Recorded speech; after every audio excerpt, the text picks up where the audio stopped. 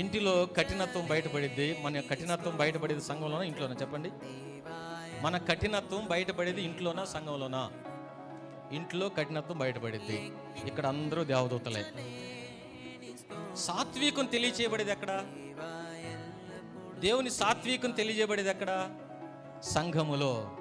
మరలా చెప్తున్నా, సాత్వికానికి కఠినత్వానికి సంఘర్షణ ఎప్పుడు జరుగుతూనే ఉంటుంది. కానీ గెలిచేది ఏంటి చెప్పండి? సాత్వికం గెలిచిద్దా కఠినత్వం గెలిచిద్దా? సాత్వికమే గెలిచిద్ది.